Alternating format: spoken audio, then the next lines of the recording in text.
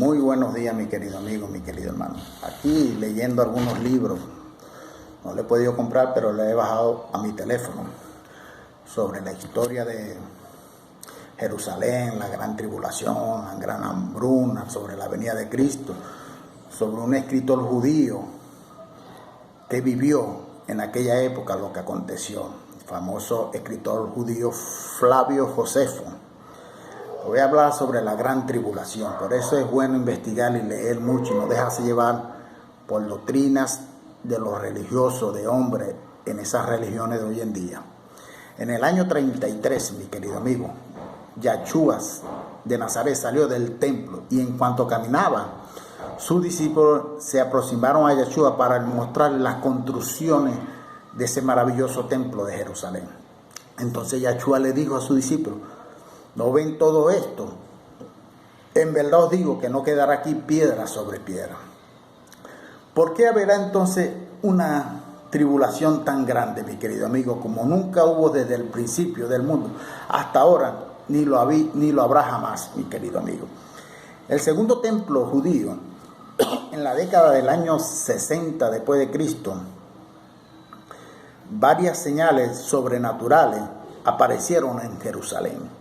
En una fiesta de la Pascua, mi querido amigo, una luz brilló como de día alrededor del templo. Una vaca que era llevada, mi querido amigo, para ser sacrificada, parió un cordero. La puerta del templo, que necesitaba ser empujada por 20 hombres, se abrió sola. Poco tiempo después de la fiesta, antes de nacer el sol o antes de salir el sol, apareció sobre Jerusalén visiones de soldados atravesando los cielos. En el día del Pentecostés, oyeron en el templo un ruido y enseguida una voz diciendo: salid de aquí. Le estoy contando lo que está escrito en el libro de Flavio Josefo, que él lo vivió en carne propia, él lo vio con sus propios ojos, lo escuchó con sus oídos. Esos son testimonios que quedaron registrados para la historia, para que no se dejen engañar más por las religiones.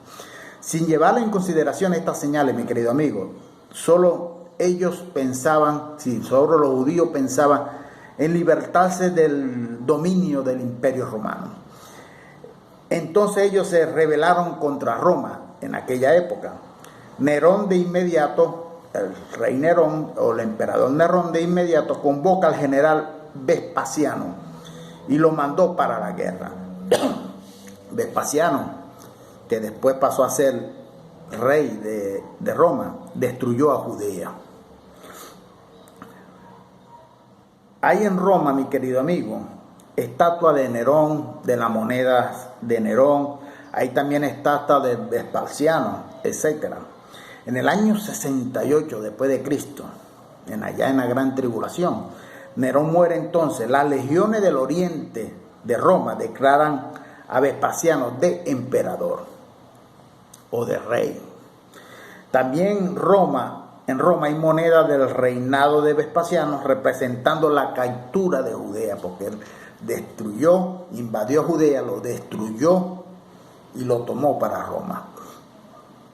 Su hijo, el general Tito, con apenas 28 años de edad, mi querido amigo, será el gran líder de Roma, o fue el gran líder de Roma en esta funesta guerra contra Jerusalén.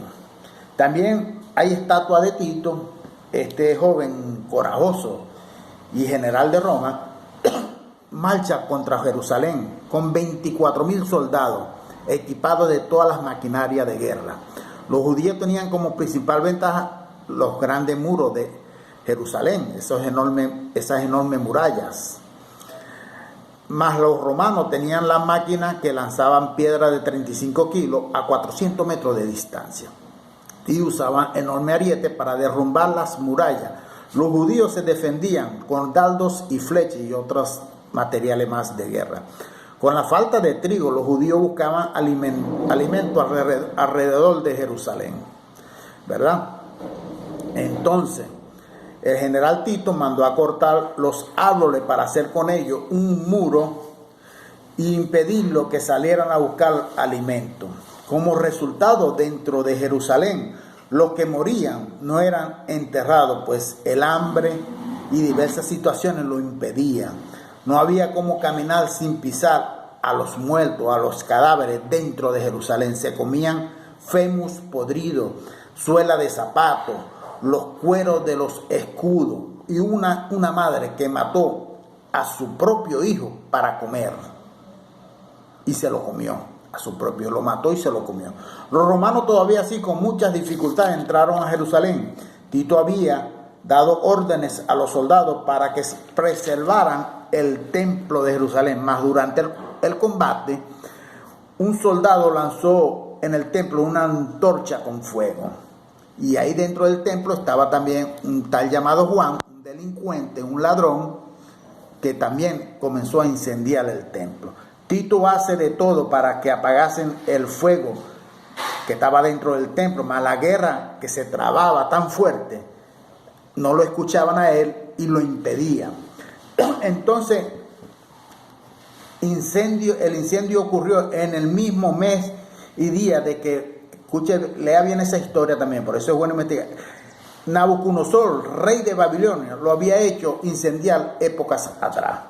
Aquellos que estaban casi a morir por el hambre reunían toda su fuerza para lamentar tan gran desgracia que nadie puede imaginar. Lo que hacían las legiones romanas tomaba con furor esa gran guerra que se trababa ahí. Después, en el templo de ser quemado, Josefo, el escritor Flavio Josefo, que apareció, dice que apareció una estrella en forma de espada y fue vista por un año. Mire lo que dice Mateo 24:30, voy a leerle un párrafo. Entonces aparecerá en el cielo la señal del Hijo del Hombre. Esa fue la señal del Hijo del Hombre. Solamente en Jerusalén esta guerra mató a más de 1.100.000 judíos, sin hablar de los millares que fueron esclavizados y vendidos como esclavos. Varios judíos huyen para Masada, mas el general Silva hace con que los soldados aterroricen en los laterales,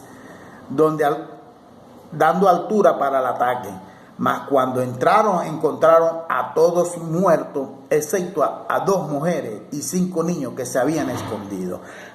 De todas las guerras que se trabaron, de ciudades en ciudades, de nación en nación, en aquellos siglos, todavía no se vio otra tan grande como la que aconteció en Jerusalén. Dice el escritor Flavio Josefo: nosotros no sabemos si existiese otra guerra tan grande como esa, semejante a esta que los judíos tuvieron contra los romanos. Lo dice el escritor Flavio Josefo. El escritor Flavio Josefo nació en el año 37 y murió en el año 133 después de Cristo. En Roma existe una estatua de Flavio Josefo. Existen sus libros históricos. En el año 81 después de Cristo, el general Tito también muere, y el Senado de Roma, para homenajear al general Tito, manda construir el Arco de Tito, que está allá en Roma.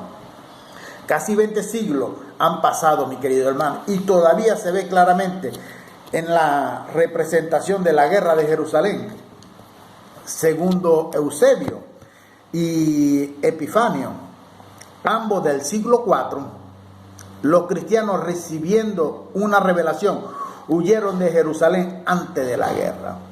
Según Eusebio y Epifanio, ambos del siglo IV, ellos dicen que los cristianos, ante la gran tribulación de la guerra, recibieron una revelación de parte de Dios y huyeron de Jerusalén.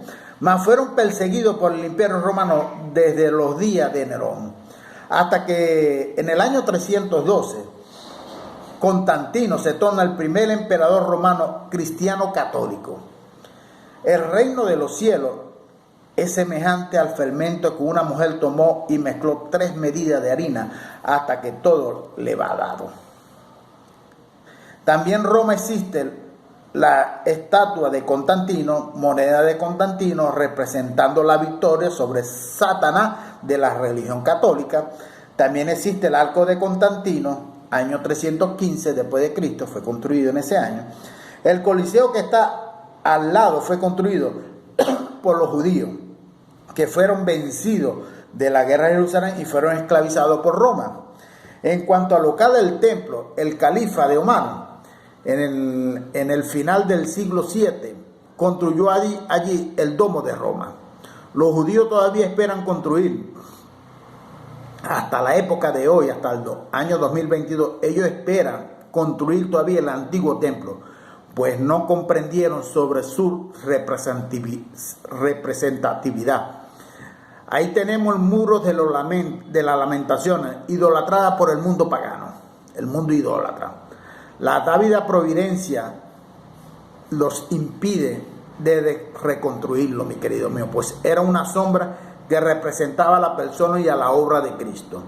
Gran parte de los cristianos desconocen lo que ocurrió en Jerusalén cerca del año 37, después de la muerte cerca de 37 años después de la muerte de Cristo, y por desconocerlo juegan para un futuro incierto, aquello que es pasado.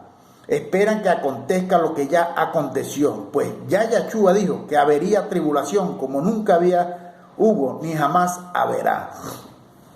Estas personas agarran la Biblia como si fuera para nosotros y esperan que todo eso acontezca en un futuro incierto. Infelizmente, tienen su mente cautiva y presa en la idolatría religiosa. Gracias y paz para cada uno de ustedes.